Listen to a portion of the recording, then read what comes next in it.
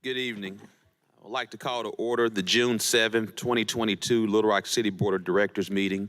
We would like to welcome those in attendance as well as those watching at home or streaming online. Madam Clerk, if you would, please call the roll. Director Miller, Here. Director Richardson, Here. Director Webb, Here. Director Peck, Here. Director Wright, Director Wyrick, Director Campuris, Director Phillips, Present. Director Adcock, Present. Vice Mayor Hines, Present. Mayor Scott. Present. Let me now take this time to recognize City Director Ken Richardson, who will give our invocation. Please bow your heads. God, peace and blessings to those of us who've gathered here tonight, as well as to those who are watching on TV and streaming online. We want to thank you for all the blessings that you bestowed upon us. We thank you for the rain that we have today, which brings us life. We thank you for wonderful employees and wonderful board members, and thank you for all the blessings that we've been afforded. And we end this prayer with one simple verse: blessed are the meek, for they shall inherit the earth. Amen. Amen. May we all please stand for a pledge of allegiance.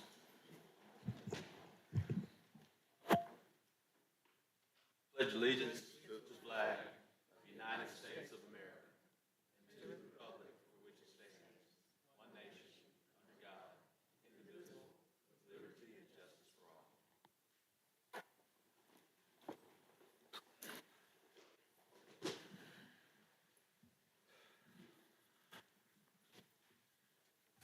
In recognition of Home Ownership Month, I want to take this time to read the proclamation, and then we'll ask Director Kevin Howard to give some remarks on behalf of our Department of Housing and Neighborhood Programs, along with our federal representative who's here with us from HUD. Whereas home ownership is a key source for wealth building and work remains to achieve fairness and equity and access to affordable home ownership for all Americans. And over the past 5 years, Little Rock has received a total of $3,188,300 in home funds and provided $290,061 in down payment assistance for 63 families. In addition, $314,466 in mortgage subsidy to 20 families to assist with down payment and closing costs, for a grand total of $604,527 for 83 families. And whereas the U.S. Department of Housing and Urban Development commemorates the 20th anniversary of National Home Ownership Month to amplify the benefits of home ownership, and whereas the annual observance of National Home Ownership Month provides an opportunity for HUD to amplify the department's efforts to support potential homeowners, increase housing supply and affordability, and ensure sustainability for existing homeowners. And whereas the City of Little Rock is grateful for the efforts of women and men in the Housing and Neighborhood Programs Department as they partner with other government agencies, lending institutions, nonprofits, and other entities to provide enhanced opportunities for home ownership, and uses this opportunity to publicly thank Department Director Kevin Howard and his outstanding staff for their work. Now, therefore, I, Frank Scott Jr., Mayor of the City of Little Rock of Arkansas, do hereby proclaim June 2022 as Home Ownership Month. Director Howard.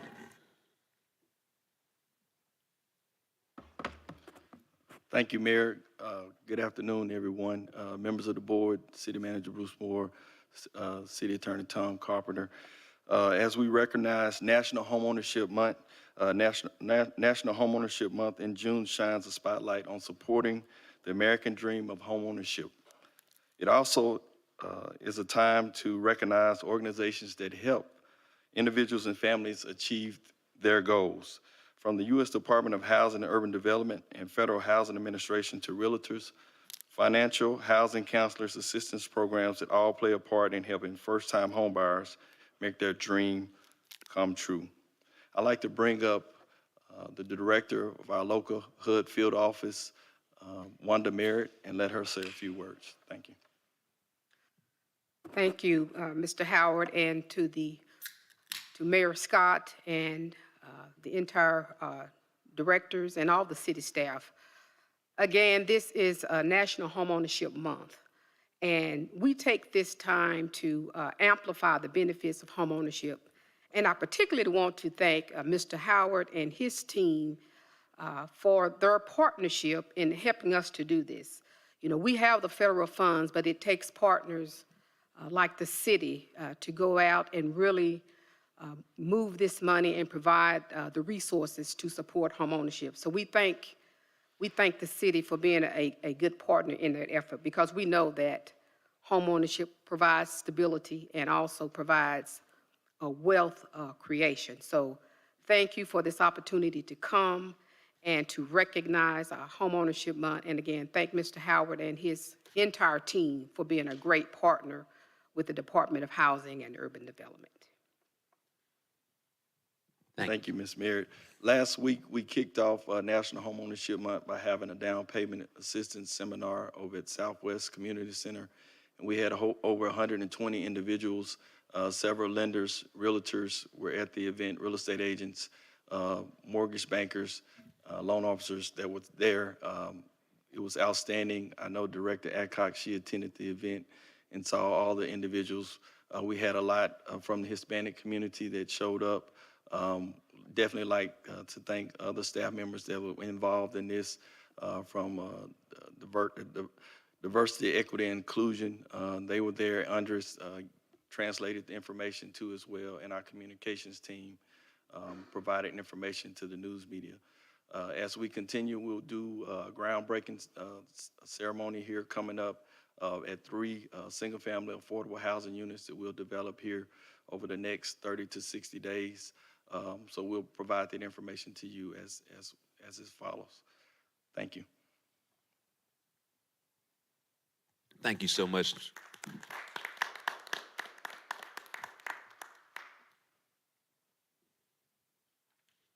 We have 2 modifications for tonight's agenda. Item M1 is a resolution to amend resolution number 15599 that approved the inclusions of CDBG, home, and HOPWA sources and uses of the 2022 funds from the U.S. government in the city's annual plan. We also have item M2, which is a resolution to authorize the city manager to execute an amendment to the agreement, with doing construction regarding the 12th Street Station renovation project to reflect the new construction contingency amount.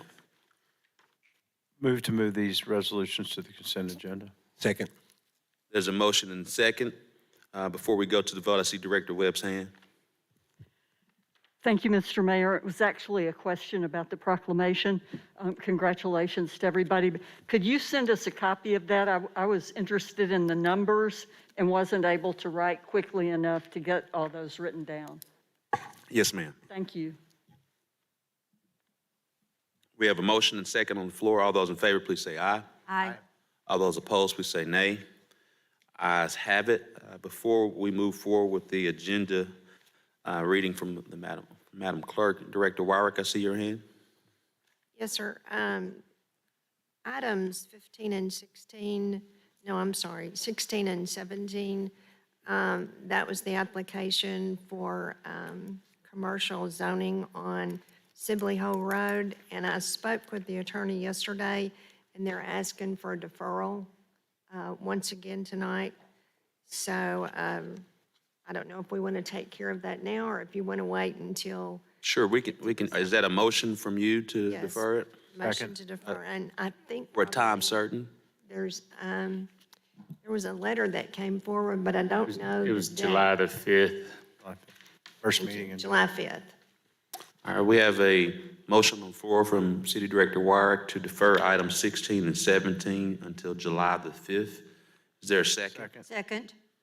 There's a second from, I believe I heard City Director Adcock. All those in favor, please say aye. Aye. All those opposed, please say nay. Ayes have it. Items 16 and 17 have been deferred to July the 5th. Madam Clerk, if you would, please read the agenda, consent agenda. The consent agenda consists of a resolution to authorize the city manager to execute a contract with ABM Supply in an amount not to exceed $94,305 plus applicable taxes and fees for the purchase of specialized emergency management equipment for the Little Rock Fire Bomb Squad and the Little Rock Police SWAT Team and for other purposes. A resolution to authorize the city manager to execute a contract with Selectron Technologies Incorporated in amount not to exceed $472,155.50 plus applicable taxes and fees for software and information technology upgrades for the Planning and Development Department and for the purposes. A portion of the funding will be from the 3/8 capital improvement sales tax and the American Rescue Plan Act. Resolution authorizes the city manager to award a contract with Hope Lawn Care in amount not to exceed $74,718 for right-of-way mowing and trimming within the city of Little Rock, Arkansas, and for the purposes. A resolution to express the willingness of the city of Little Rock, Arkansas to apply for and utilize federal aid surface transportation project funds from MetroPlan and the Arkansas Department of Transportation for Canis Road improvements and for the purposes, funding from the 3/8 capital improvement sales tax and the limited tax general obligation capital improvement bonds. A resolution to authorize the city manager to enter into a mowing maintenance contract with Razor Cut Lawns LLC in amount not to exceed $78,650 plus applicable taxes and fees for the Parks and Recreation Department and for the purposes. A resolution to authorize the city manager to enter into a maintenance contract with Janitorial Doctors Incorporated in amount not to exceed $81,900 plus applicable taxes and fees for large urban parks maintenance for the Parks and Recreation Department and for the purposes. A resolution authorizes the city manager to enter into a maintenance contract with Janitorial Doctors Incorporated an amount not to exceed $58,500 plus applicable taxes and fees for the Parks and Recreation Department and for the purposes.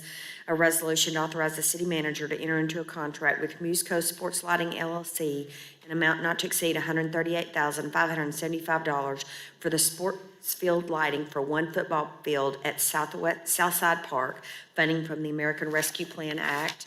A resolution authorizes the city manager to enter into a contract with Game Time in an amount not to exceed $118,320.47 plus applicable taxes and fees for the purchase and installation of fully inclusive 3-bay swing set work, as well as accessible poured in-place rubber surfacing for the MacArthur Park Playground and for the purposes. A portion of the funding is from the 3/8 capital improvement sales tax. A resolution authorizes the city manager to extend the agreement with JTS Financial Services LLC in an amount not to exceed $95,000 for employment benefit consultation services and for the purposes. A resolution authorizes the city manager to enter into a contract with Delta Dental Insurance in an amount not to exceed $650,000 to provide administrative services for the self-funded dental plan for the period beginning January 1st, 2022 to December 31st, 2022, and for the purposes. A resolution authorizes the city manager to enter into a contract with VSP in an amount not to exceed $160,000 to provide administrative services for the self-funded vision plan for the period beginning January 1st, 2022 to December 31st, 2022, and for the purposes. A resolution to accept title for the purchase of property located at 3300 Wynn Street from Scotty and Regina Thurman to the city of Little Rock, Arkansas to be used for neighborhood revitalization programs and for other purposes. A resolution to authorize the city of Little Rock, Arkansas to create a real-time crime center for the Little Rock Police Department and to allocate various funding sources for the center and for other purposes. A resolution to amend Little Rock, Arkansas Resolution Number 15,599 of December 21st, 2021 that approved the inclusions of the CDBG, home and HOPWA sources and the uses of the 2022 funds from the United States government and the city's annual plan and for the purposes. A resolution to authorize the city manager to execute amendment to the agreement with Joint Construction regarding the 12th Street Station renovation project to reflect a new construction contingency amount and amount not to exceed $196,500 for a total agreement amount not to exceed $1,808,395 regarding renovations to the 12th Street Station to provide for the use of the space by Philander Smith College, Southern Bancorp Bank, and the University of Arkansas for Medical Sciences and for other purposes. That concludes the consent agenda. Move for the adoption of the consent agenda. Second. There's a motion from Director Adcock, a second from City Director Richardson. All those in favor, please say aye. Aye. All those opposed, please say nay. Ayes have it. I do want to take this time just to commend the members of the city board in forwarding phase 1 of our real-time crime center. This will be a game changer for the men and women of the Little Rock Police Department as well as the public as we work to continue to see our downward trend in violent crime going down. This definitely helps in that initiative and take time just to share appreciation to the board for getting us to this level on phase one, and hope to be back to you soon for phase two within some other funding resources that we have planned to propose to you. So thank you to the men and women of Little Rock City Board of Directors. We'll now go to citizens communication. Ms. Denali Freeman.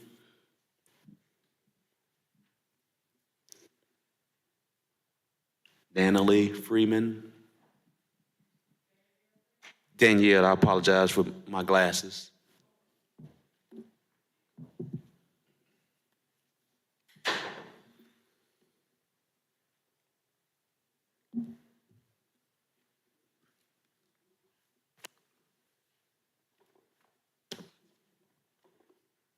Yes, ma'am. Mike, one of my concerns is the ballpark area. It's closed a lot on a clear day when the sun is out. I've been told that the fire department opens it up. The gas is $5 a gallon almost. When you live in that neighborhood, you shouldn't have to come on a sunny day and see the park closed and then have to go back a distance away. We'll check into that. We know the fire department closes it during raining periods, but we'll follow up and make sure that's corrected. It's closed today, right now.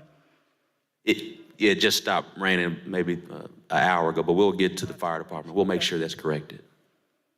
Okay. One more concern. Yes, ma'am. I have a house at 8301 West 37th Street. Now there's apartments in front of it, and I assumed it was a residential area. It's right in front of the house. Yes, ma'am. Okay. Do you have a particular question about? I just wondered, is it residential or should apartments be there? I mean, you can't even see your house if you're passing by because apartments are 2-story. All the other houses are just 1-story. Yes, ma'am. Well, when you're done, our planning director, Jamie Collins, is right behind you, and he'll get with you, and he'll get that answer for you. Okay. Yes, ma'am. Thanks. Thank you so much, Ms. Freeman. And again, we'll make sure that the park is back open from the rain.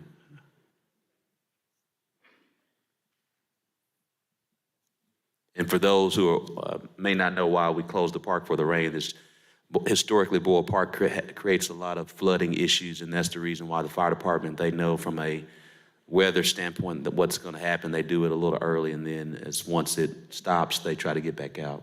Director Wright, did you want to? No, Mayor. I was just responding to Director Hines. He said, that address sounds familiar. I said, yeah, I live right not too far from there. And I think what she's referencing are duplexes that are 2-story, and they are an allowable use, so it did go through the appropriate planning. Yes, ma'am. Thank you so much, Director Wright. All right. Oh, you had 2 cards, Ms. Freeman. Okay. Thank you. Mr. Luke Scrable.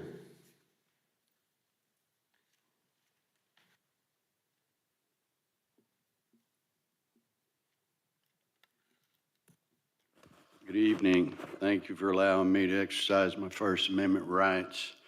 Last time I came up here to Citizen Communications, I got cut short, and I think you felt it was a big joke, Mayor.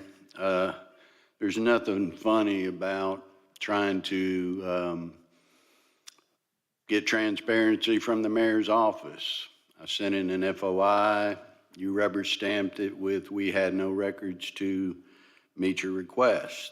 The records I was trying to get were on both of these DVDs that I requested and got through the FOI Act. I don't know why you would tell me that you didn't have the records when the records exist. I was watching Channel 4 News last night, and I saw that the elected officials that represent the public voice of the city for Ward 7 and Ward 3 and an at-large director were getting the same routine. They're told that they can't get the records from the police department. You oversee the police department. So The transparency issue is serious. You print on your website out of the mayor's office, you have an ACT plan, which stands for accountability, clear, and transparent. But if you don't give out the information, then you're just lying to the public. You sign an oath of office, you've done that 4 times every January that you've been in office, saying that you're going to uphold the Constitution of America and the state constitution. You take the taxpayers' money every week on Friday, but then you won't practice what you preach, Mayor. That's hypocrisy, and it's a lie. Now, the voters are going to the polls in less than 6 months on November the 8th. And there's 2 other candidates, and they've got other choices besides you. So I'm still waiting for my April the 6th FOI. Now, I'll tell you something, you don't want to obey the state law, but you wanted to enforce your 3-minute citizen communication rule. But if I wasn't a white citizen, I know for a fact that Don Jeffries has gotten 8 minutes talking at Citizen Communications, because I was at that meeting and you called me up there to speak, but you wouldn't let me speak because I'm white. Now, Thank you so much, Mr. Scrable. Your time is up.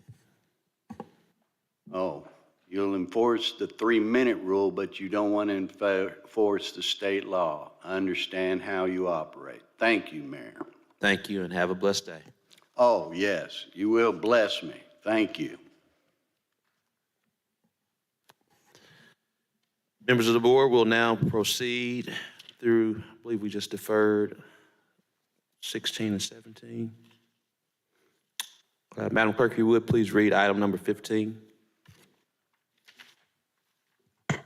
An ordinance to dispense with the requirement of competitive selection and authorize the city manager to renew a contract with N4 USA Incorporated at an amount not to exceed $288,385.72 plus applicable taxes and fees for software maintenance for the city's enterprise resource planning system, to declare an emergency and for other purposes. First reading. We suspend the rules and place on second reading. Second. There's a motion and second. All those in favor, please say aye. Aye. All those opposed, please say nay. Ayes have it, second reading. An ordinance to dispense with the requirement of competitive selection and to authorize the city manager to renew a contract with N4 USA Incorporated in amount not to exceed $288,385.72 plus applicable taxes and fees for software maintenance for the city's enterprise resource planning system, to declare an emergency. Second reading. We suspend the rules and place on third and final reading. Second. We have a motion and second. All those in favor, please say aye. Aye. All those opposed, please say nay.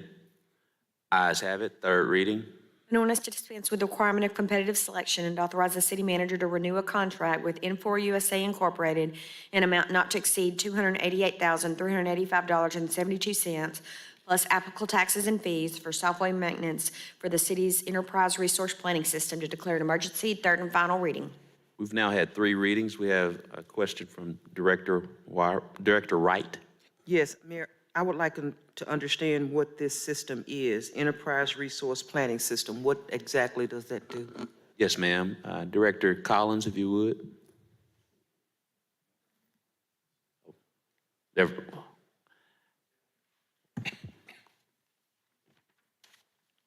And Mayor, while he's up there,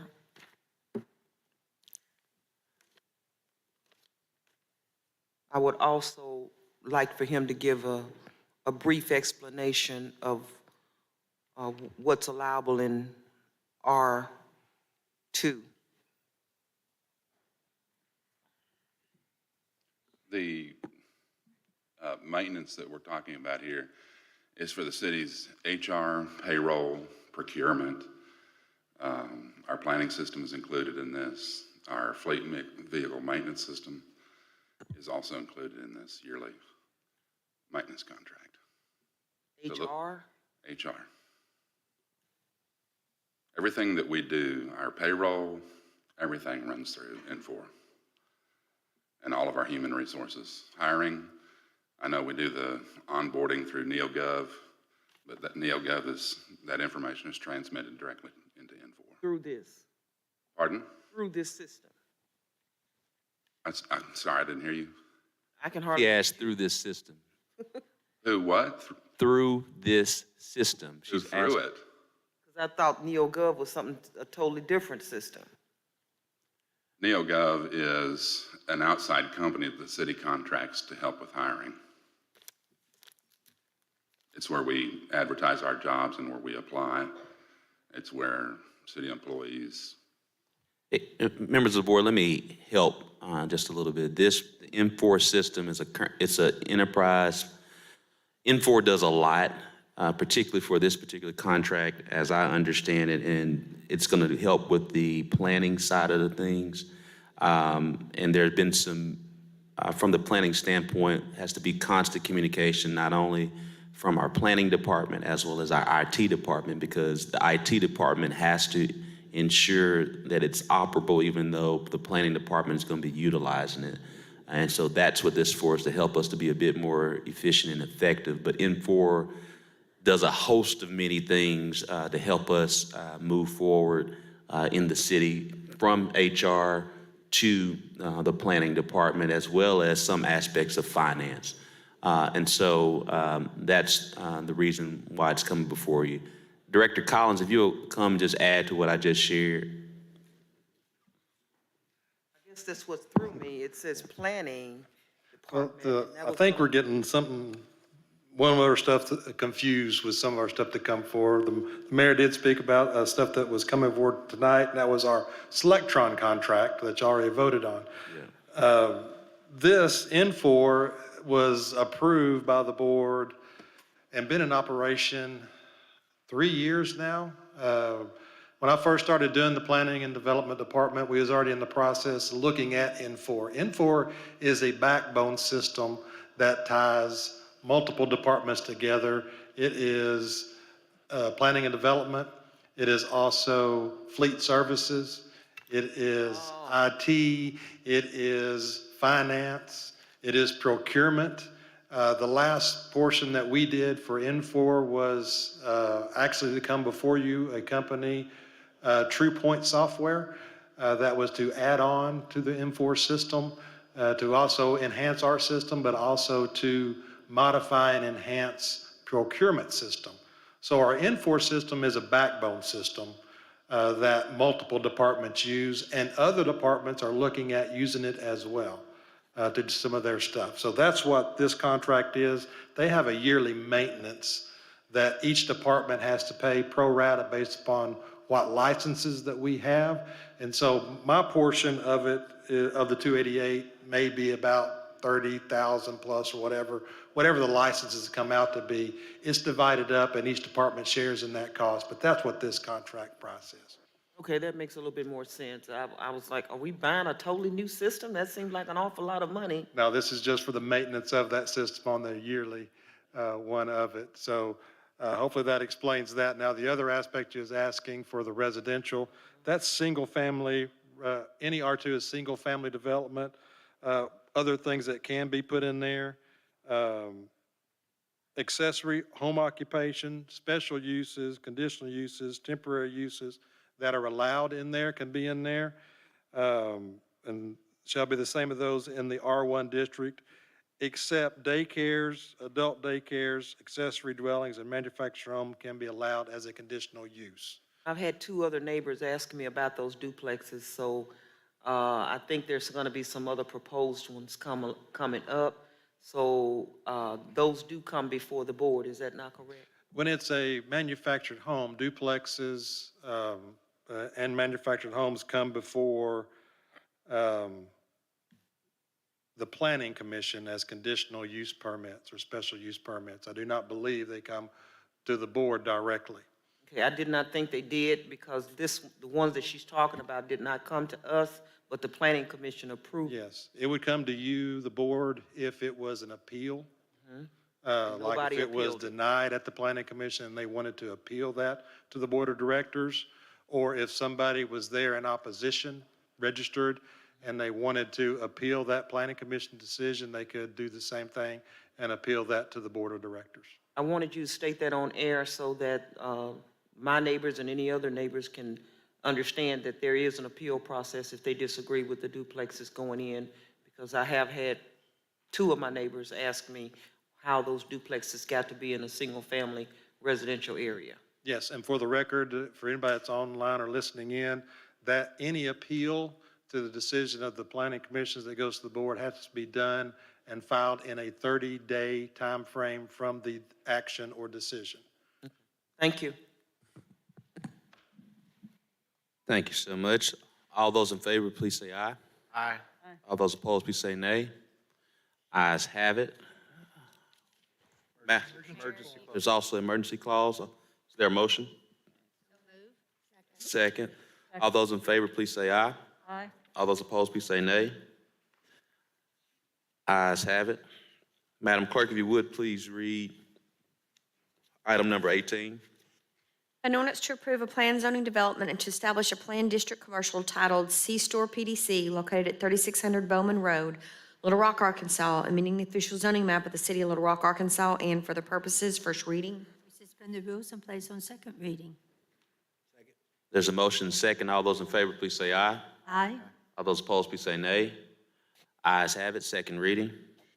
An ordinance to approve a plan zoning development to establish a planned district commercial titled C-Store PDC located at 3600 Bowman Road, Little Rock, Arkansas, amending the official zoning map of the city of Little Rock, Arkansas, and for the purposes, second reading. Move to suspend the rules and place on third and final reading. There's a motion and second. All those in favor, please say aye. Aye. All those opposed, please say nay. Ayes have it. Third reading. An ordinance to approve a plan zoning development to establish a planned district commercial titled C-Store PDC located at 3600 Bowman Road, third and final reading. We've now had 3 readings. Are there any questions? Director Wright? Mayor, I just want to be on record that I am still concerned about the lack of improvements in this area that we have planned for. In other words, there are no plans. I think this development is going to lead to other issues, and I am concerned because that even though we've been told that AT&T has plans to remove that box that's sitting there, there's no timeline or time frame for that to happen, and I'm not clear on the Boundary Street improvements that are going to be made in that area to facilitate this development, and I think it's going to create a problem in that area. And without some improvements to that intersection, I think we're going to end up with another issue like we had at Canis and Bowman. So for that reason, I will be voting no on this particular development. Yes, ma'am. Director Wright, Wyrick? Thank you, Mayor. Doris and I are thinking in the same fashion, I believe. I was out there this weekend and looked at this location once again, and I know Mr. Collins came and gave us a description of what the intersection should look like, but this is the first entrance of commercial in that particular area along Bowman Road, and it's the location where it's going. There's a hill or a rise there. There's a curve. I'm not clear in regards to 36th Street. I thought I heard that the people that developed this will have to place a connection from 36th Street over to this location. We're talking about a 4-way intersection, and this is the only application or the only possibility that we have right now for development. And the Boundary Street improvements, we talked about that there would have to be some done, but then also the applicant might be able to do in lieu.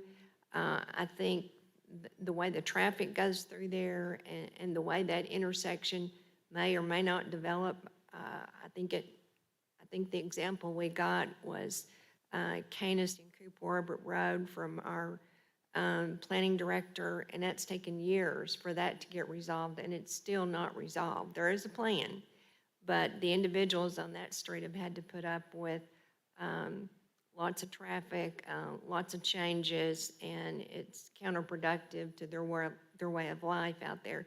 And I believe this location is going to be the same. So I'm with Doris on this. With this being the first item going in there without the ideas of what that intersection is going to look like, we've not seen any plans, we've not seen topos, we've not seen design diagrams, details. I just think that it's going to create us an issue. So I'm gonna be a no vote as well.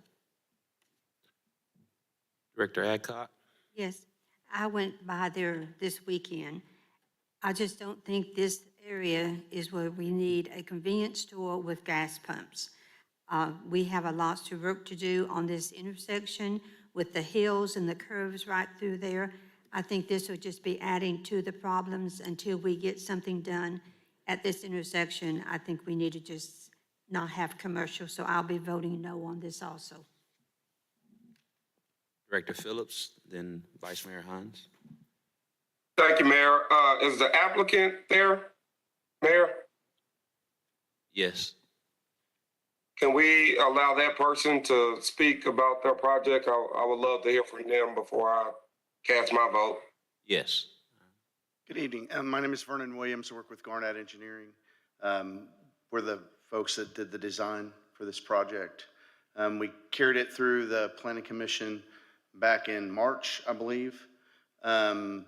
We have substantial street improvements that we're doing as part of our project.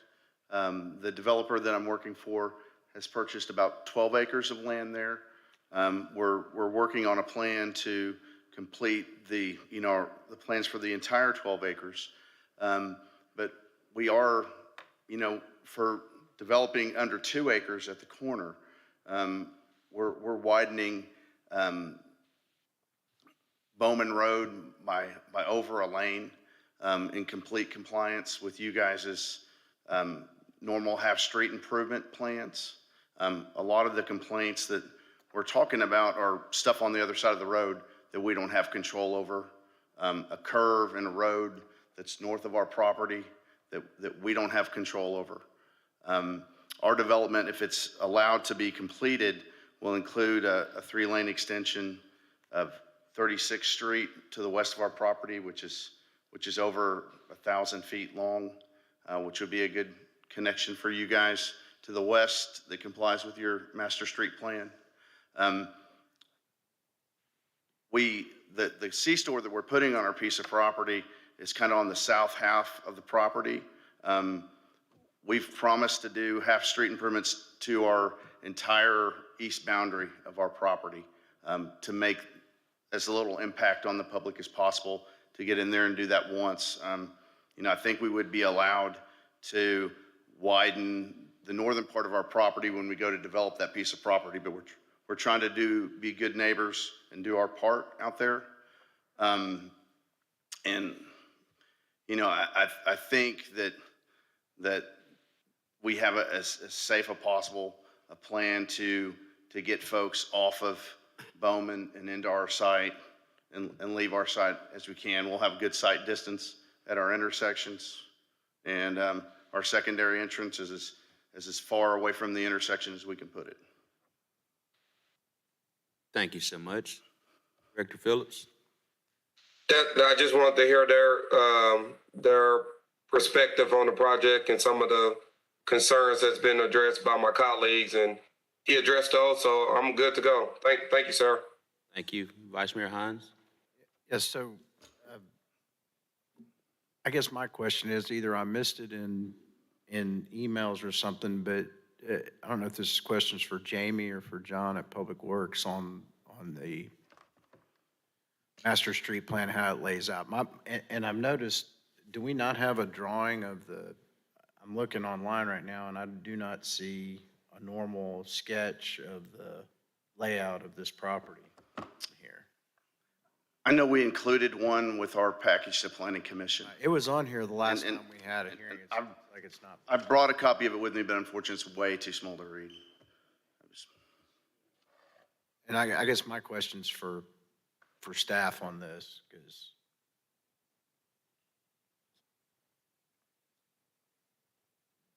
Jamie, when you got with Public Works and when we started having questions about the future development of the intersection, my concern when I looked at their sketch, which if I had it in front of me, it didn't seem like there was enough setback and right of way on that corner for the future westward extension of 36th Street. And that's just, I just needed some verification. And we asked for a lot of information. I don't know if I just missed it, but I don't remember seeing it from staff as to what we were talking about as far as that, road alignment, that type stuff.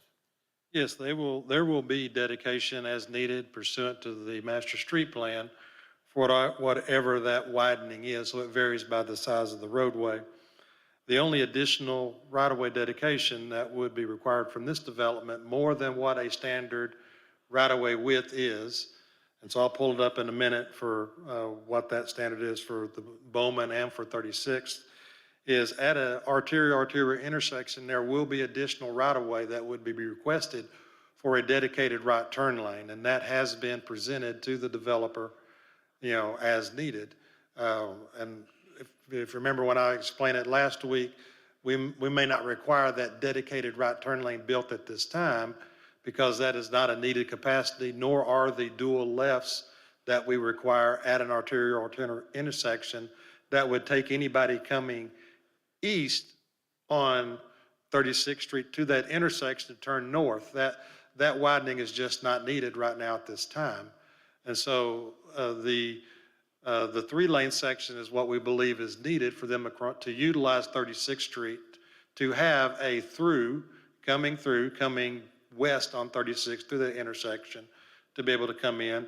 A dedicated left turn lane so that somebody would be there would actually be able to turn left or go north on Bowman Road.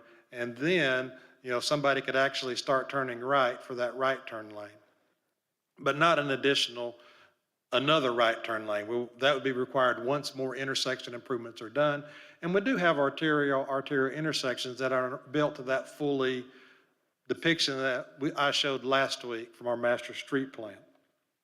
And unfortunately, I've got the site plan with me on here. I don't know why the site plan is not showing up on the other one, but there was a site plan that was submitted, through the Planning Commission on what those proposed developments were, and they were grayed out or shaded on what that proposal was to be.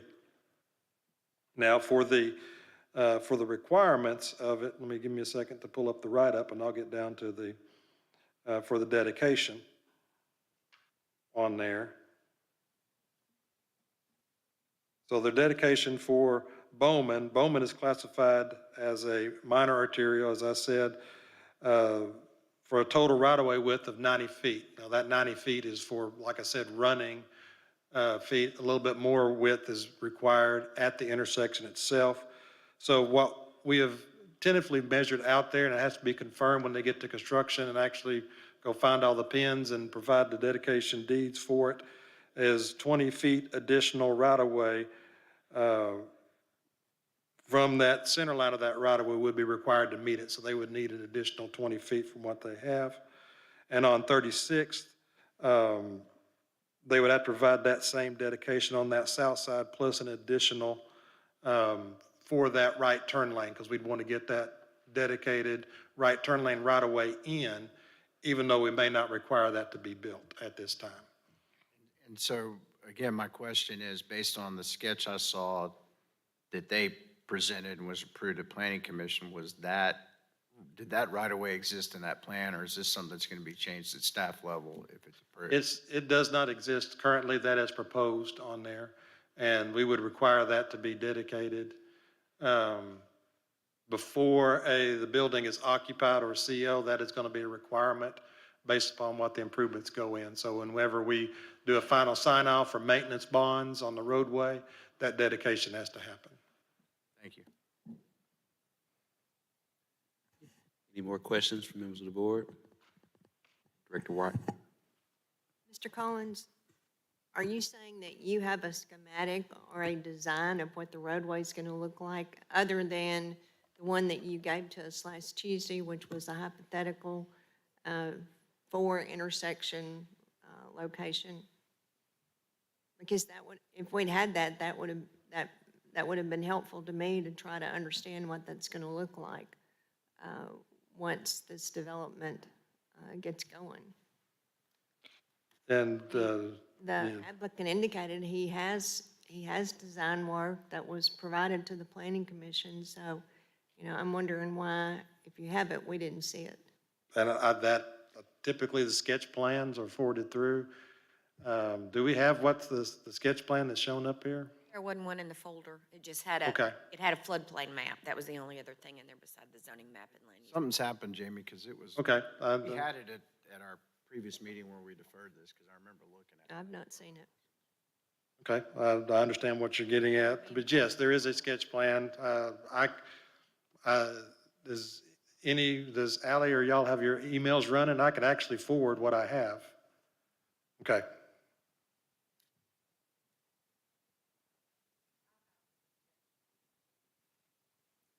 Seems like Allie's found the sketch.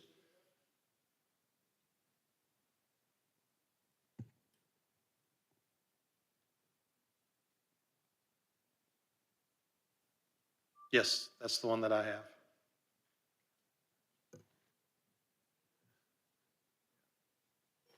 So if you'll zoom in, what I've been talking about for 36th Street is that widening that they're doing just west of that intersection, adjacent to the property. What you see on Bowman is just that additional roadway widening that they would need to complete their half of the roadway. And then I believe right now their site plan is showing the right-of-way and the sidewalk that is needed for that intersection, but we have requested, and they've acknowledged that we are going to require an additional right-of-way for that dedicated right turn lane that could be constructed in the future to add for that intersection.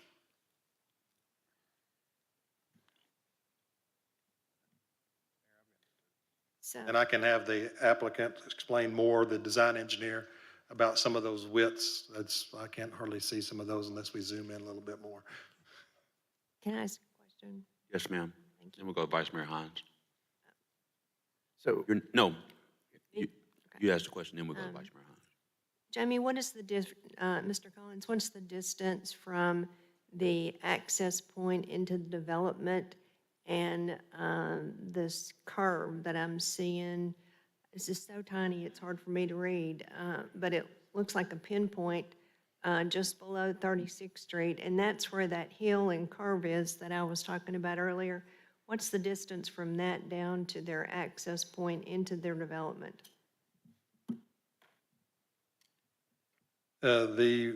What they have is just the pin that they found, which is that south side of the intersection. If you could zoom in, and I'll show them exactly where that deal is. It's over to the right. It's that little leader sign that's right below that says West 36. There's a dot, black dot right there. Right? Okay, that right there is labeled as being about 270 feet to that very south property line. So I would say you're probably about 230 to that maybe 220 to 230 to that intersection. The intersection with. The driveway. If you look at that southern driveway, it says into 36 feet. Yeah. Their southern property line is about 270 feet from that dot. Okay. And then if you look up, they don't have a specific measurement, but if you say that 36-foot drive, if you double that, that's about 70 feet and pull off of that. So if you start at, the radius would probably start and end just around that 220 range. And I don't know if the engineer might have a specific measurement of what that is down to that beginning of that intersection.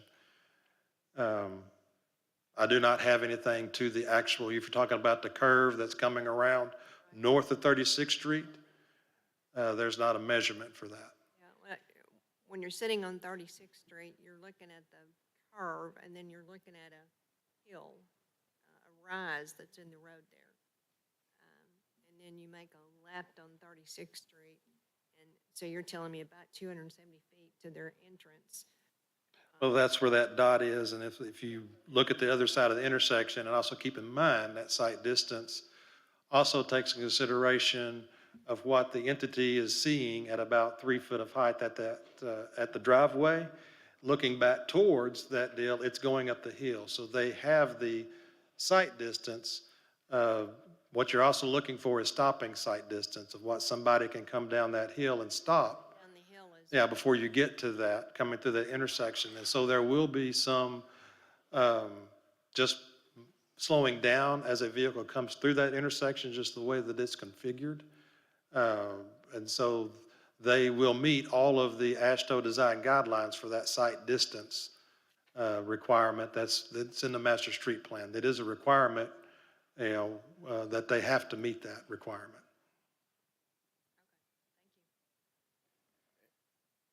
Vice Mayor Hines. So Jamie and John, here's what I'm having. Scroll down so I can see that 36th Street alignment.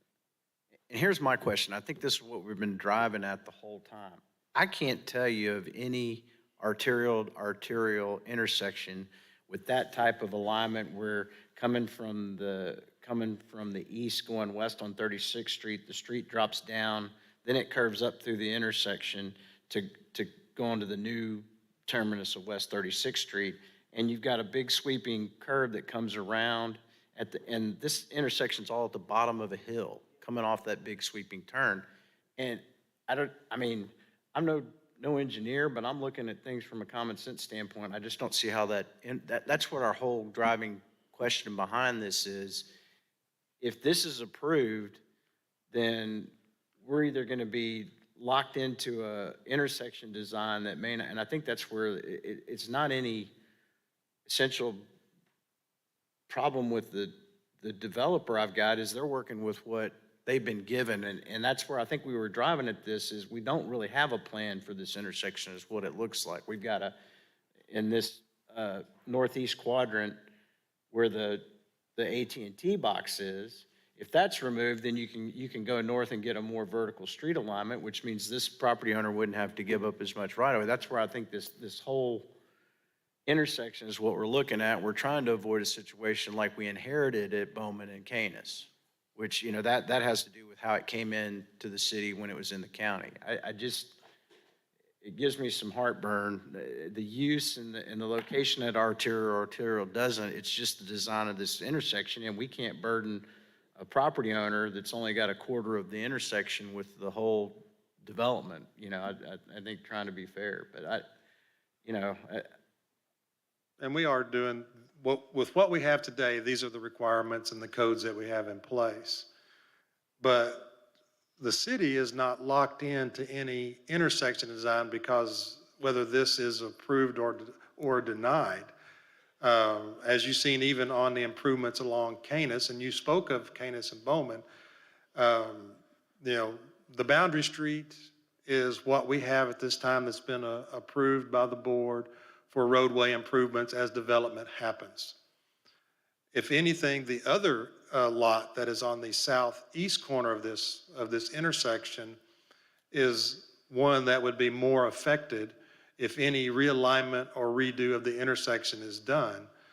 Because when we do the widenings and we do alignments, we have to take into consideration also, and Mr. Honeywell could speak to this, of the developments that are there. And then sometimes we do end up purchasing properties, partial properties in their entirety to make sure that the improvements go in.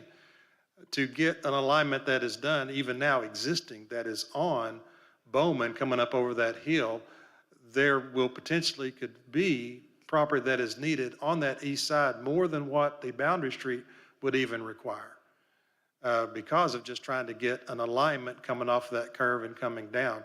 This is not the ultimate layout or design of what the intersection is.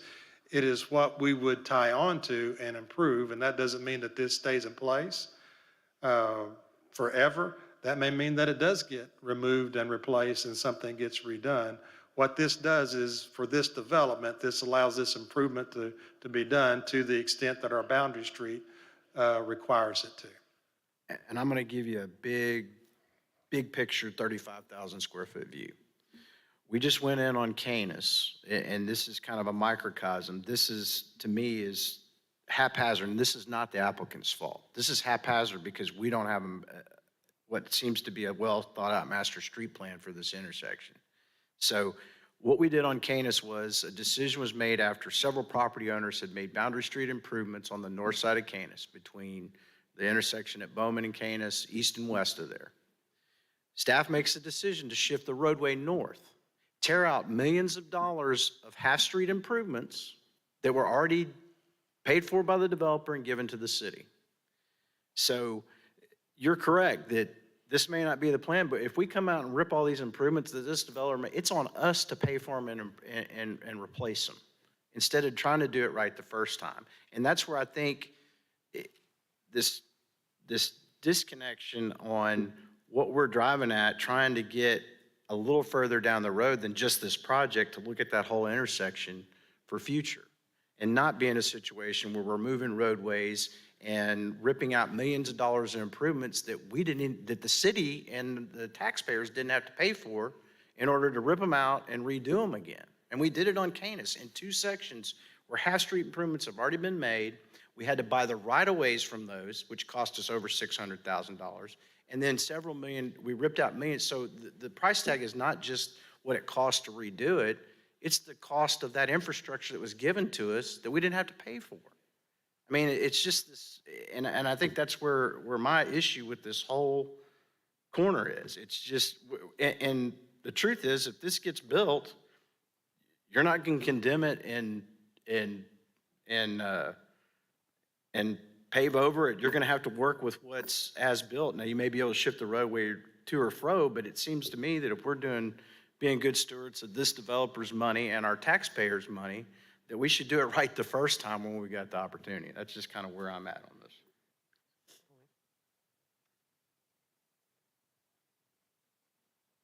Any more questions from members of the board? I just want to reiterate what Vice Mayor Hines has said. I mean, it just looks like this is something that's going to cost us millions of dollars later on to fix, and ripping out what's going to be put in here just to get this development done. And I know this corridor is going to develop, but we need a plan. We cannot continue to do business like this. And I've been talking about this intersection for a long time. It is now in Ward 7, but I can't relinquish it totally, VJ, because I travel this way all the time. And I know that this is an issue. If you're going to the right, you're fine. But if you're trying to get out, turning left, it's a major issue. And with this huge development over there, that's going to drive traffic more on that corridor. You just can't tell me otherwise. I travel this area frequently, and I know this is going to be a nightmare. And it's going to take us years to fix it, just like it did Canis, and just like it's doing at Cooper Orbit. And those people still are suffering. And I'm hoping that we can get them some relief when we realign Cooper Orbit. But look at what it has taken to get to that point. And so we really just need to do some proactive planning at these difficult intersections. So that's my position on it. And I'm not against the development. I'm against us not having a plan for this intersection that's going to cost us millions of dollars later. Thank you. Thank you. The ordinance has been read 3 times. All those in favor, please say aye. Aye. All those opposed, please say nay. Nay. Nays have it. Mayor, do we do a, oh, no, I just didn't know, since it was a separate item. Sorry about choked. If we would do you wanted to do a roll call. I believe I heard the Vice Mayor do a roll call. Did I hear that correctly, Vice Mayor? I mean, I figured we had a member remote. I didn't know what procedure we were using. Thought we had talked about having a roll call on these issues when we were on separate items and we had members being remote. That's correct. We'll do a roll call. Director Webb? No. Director Peck? No. Director Wright? Director Wyrick? No. Director Compuris? No. Director Phillips? No. Director Adcock? No. Director Miller? No. Director Richardson? Present. Vice Mayor Hines? No. Director Richardson, would you like to change your vote? Ma'am. Motion fails. Motion fails. Madam Clerk, if you would, please, first let me open the public hearing for item 19. Madam Clerk, if you would, please read. An ordinance to abandon the portion of Cedar Street from the south right-of-way line of Plateau Street to the south right-of-way line of 7th Street in the city of Little Rock, Arkansas, and for other purposes. First reading. Move to suspend the rules and place on second reading. Second. There's a motion and a second. All those in favor, please say aye. Aye. All those opposed, please say nay. Ayes have it. Second reading. An ordinance to abandon the portion of Cedar Street from the south right-of-way line of Plateau Street to the south right-of-way line of 7th Street. Second reading. Move to suspend the rules and place on third and final reading. Second. There's a motion and a second. All those in favor, please say aye. Aye. All those opposed, please say nay. Ayes have it. Third reading. An ordinance to abandon the portion of Cedar Street from the south right-of-way line of Plateau Street to the south right-of-way line of 7th Street. Third and final reading. We've now had 3 readings. Are there any questions from members of the board? We'll close the hearing. Are there any questions from members of the board? Call the question, Mayor. All those in favor, please say aye. Aye. Those opposed, please say nay. Ayes have it. Members of the board, do we have any more questions before we take adjournment? Meeting adjourned. Director Phillips. We talked a little bit about the, and I don't know if this is directed to you or the city manager, talked a little bit about the ARPA funds, and I failed to ask a question that's been asked of me of some constituents. Have we worked or are we working with the county or the state on the use of some of their funds? I would assume that they're spending funds in the capital city, so I didn't know how we're coordinating with other governmental agencies to benefit the citizens of Little Rock. The answer is we have had conversations with Pulaski County. Ultimately, as you know, they're a separate body, but we are working to work together when opportunities arise.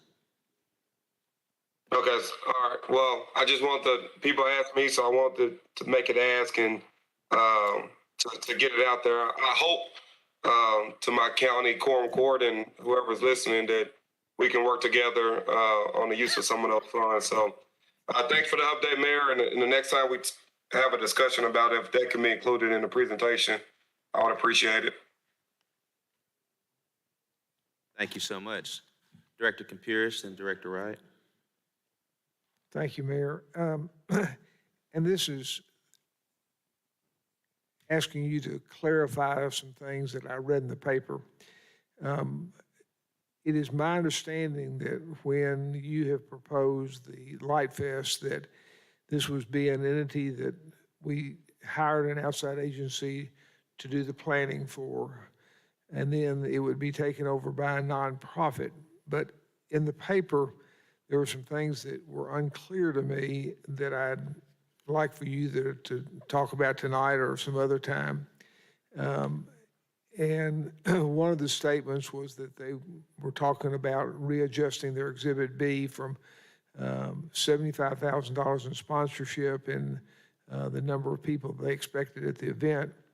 And that's, I think given the late date, that's probably a reasonable thing to do. But then it said, it's unclear what level of funding they expect the city to raise or supply. And my understanding was the city wasn't going to raise or supply any money. And then the second one was that that in Exhibit A, language regarding invoicing for payments of hired talent and securing sponsorships. If we're paying for hired talent, that means we're the ones that are guaranteeing the money for the hired talent, if according to this. And I've not seen the contract or anything like that, but my understanding from talking to you and when you're say the city address, that this was strictly an organization that was going to plan it, and then it was turned over to a nonprofit. So the city was not on the line for any of these things.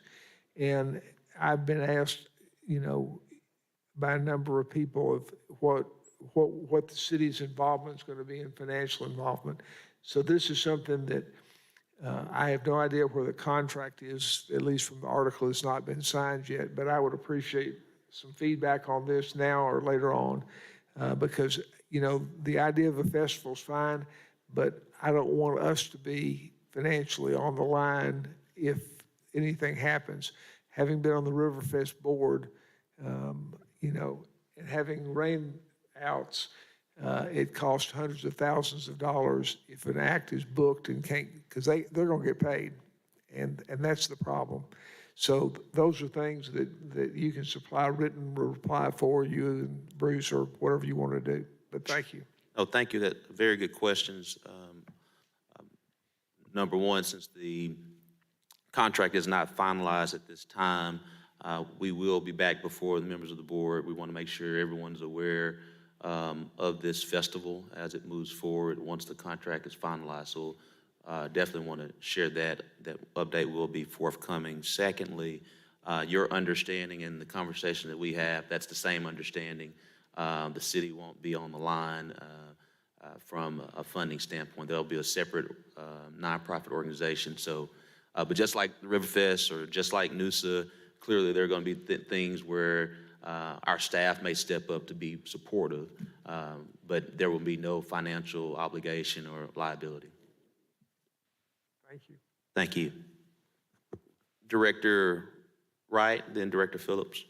Mayor, when will we discuss the ARPA funds again? At the next agenda?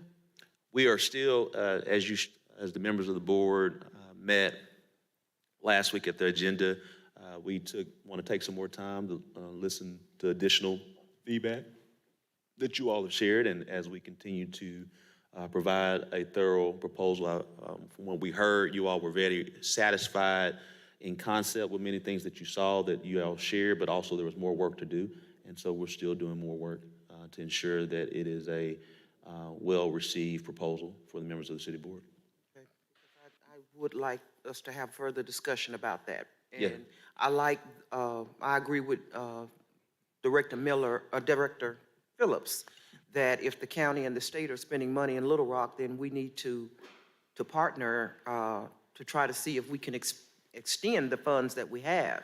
And I can think of a number of projects that the state and the county should be interested in partnering with us on. So hopefully you all will bring that information back to us, or do we need to research it on our own? No, again, as I shared, the county judge and I meet quite often. There are a number of different opportunities that we're working with them on. They're still a separate body. And so just like the county judge has to work with his quorum court, and how I have to work with members of the city board, when there are opportunities to work together, we definitely want to do that. I know there's a possibility. There's nothing concrete, but there have been conversations about how we can work together on leveraging our homeless dollars that we've allocated. So those conversations are happening. But just like this city board has priorities, the quorum court has priorities. And so we definitely want to ensure as best as possible to work together, and that's always the goal, but they also have other priorities. And that doesn't mean we're not aligned with those priorities. Exactly. That's what I'm interested in, knowing if there are any priorities or areas where we align that we could possibly partner, and that's why I would like us to come back with that information if at all possible. I'll visit with the county judge and follow up. And anybody with the state, is there a state person that, because I saw where the state was getting quite a bit of dollars? State's getting quite a bit of dollars, but there are Statewide? They're statewide, but also there are different competitive processes that are in place that we'll all be looking into. All right, thank you. Yes, ma'am. Mr. Moore, did you have anything that you may want to add? Director Adcock? Yes. Did we receive the money last week? On Tuesday, we was looking for on Wednesday. Did we receive it? Yes, it has hit our accounts, I believe, I don't know, late last week. I kind of expected some more information today on that. When will we look at that again before it is expended? We'll bring back before the board. Again, we're working to take your feedback to make some amendments to the previous proposal that you all said you definitely saw things that that were well received, but wanted to see a little bit more. And so Don't have I guess to be straight with you, I don't have a timeline today. We're working expeditiously to get that back before the board. I think we probably all have heard from people during this week, and maybe we need to have it brought back before us again before you put the final touches on it, because I think lots of citizens have made recommendations or thoughts that they would like for us to consider on it. Sure thing. We'll make sure we bring it back before the board, before the proposal. Thank you. Believe.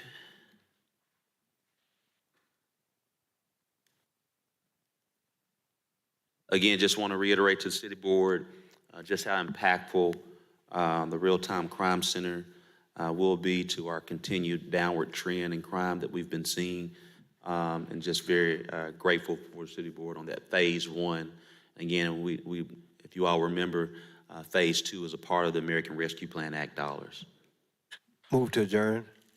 There's a motion and second. All in favor? Before we adjourn, Mayor, I just wanted to correct my colleague, Dean Computer. I think he called it a light fence. Director Phillips, I got a call on you. I know you can. We have a motion and second, but I do see your hand, Director Phillips. I was just going to tease my colleague, Director Computers, who called it light fence. I think it's been referred to as lit fest. So I just want to clear that up for Director Computers. All right. Thank you so much, Director Phillips. All right. All those in favor, please say aye. Aye. All those opposed, please say nay. Ayes have it.